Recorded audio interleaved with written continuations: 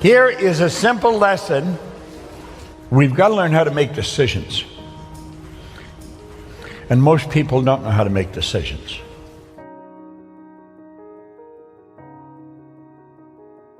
This is not a statement of theory. This is a fact. I was doing this when I was cleaning floors. No education. I didn't know how to run a business. This is powerful stuff. That's why successful people make decisions so fast. They know what they want. Let those lines represent levels of vibration.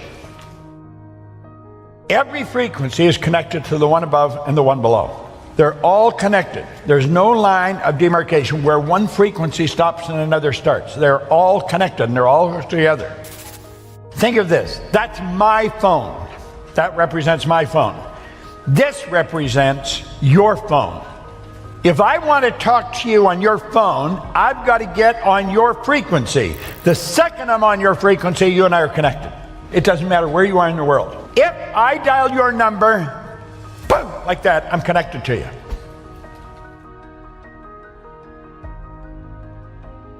Makes no difference where you are. I could take a picture here, I could hit send, and simultaneous with me hitting it, you've got it. There's a great lesson here for us. We seem to have a basic understanding of this. I think what I'm saying here, everyone in the room understands this when we're using our phones. However, when it comes to life, we get lost. We don't seem to understand it. Well, let's try and understand it with respect to decisions. We operate on frequency. My voice is being amplified on a particular frequency. You and I think on frequencies. Thought is energy. Do you know your thoughts are the most potent form of energy there is? Your thought would make the laser beam look like a toy. You'll have a friend a long ways away from you, and you're thinking about them a lot, and damn if the phone doesn't ring, it's them. You see, you're thinking, your thoughts activated cells in their brain, that got them thinking of you, and they phoned you. We do this all the time, okay? Now, let's suppose this is the frequency that you're thinking on. If that's the frequency you're thinking on, that's going to dictate the results that you get. The results you get are nothing but the manifestation of your own thinking. We become what we think about. That is the one point that every great leader has agreed on. They've disagreed in virtually every other idea, but that one, we become what we think about. Now let's clearly understand, nothing is created or destroyed. All science and all theology teach that. All the ideas, it's all the knowledge there ever was or ever will be is omnipresent. It's all here. We didn't have to get it. We've already got it. What we got to do is tune into it.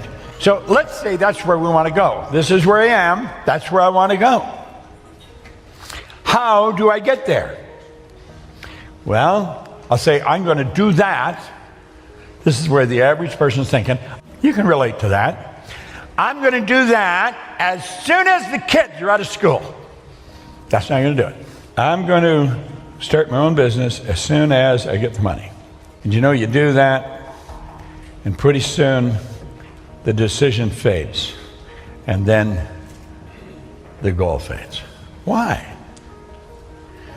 Well, you didn't get the money, so you couldn't do it. Problem was, you didn't have the money. You talk to anybody that's high in finance, and they'll tell you the money is never the problem. Ideas are the problem. You got the right idea, you'll always find the money.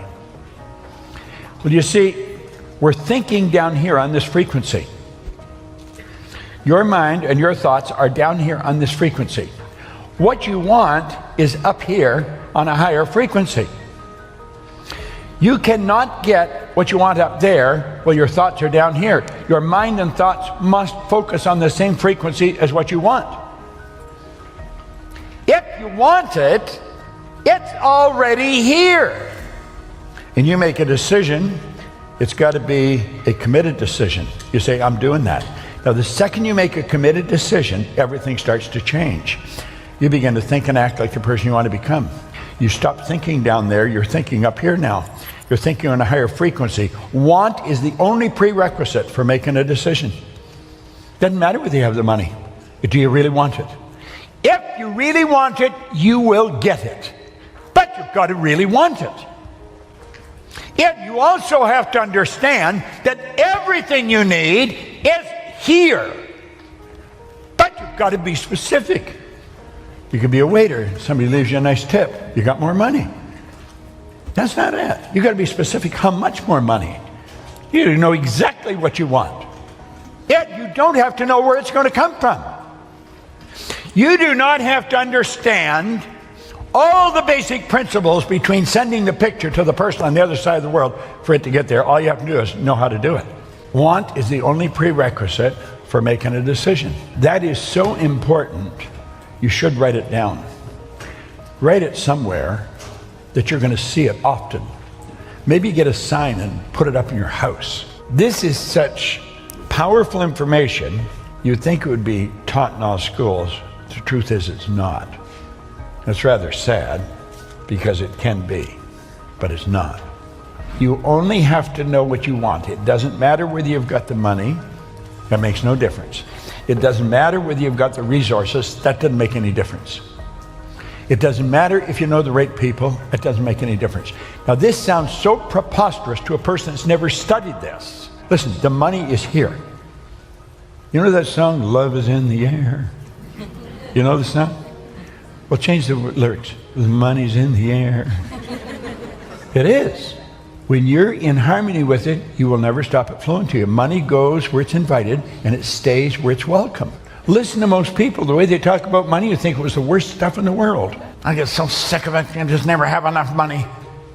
Well, they're getting very angry. Hey, why don't you change your attitude?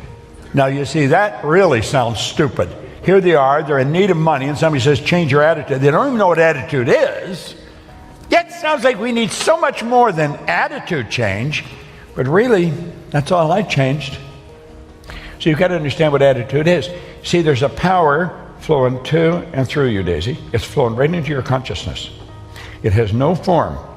It's a clear, unadulterated power, and as it flows into your conscious mind, you have the ability to make out of it anything you want.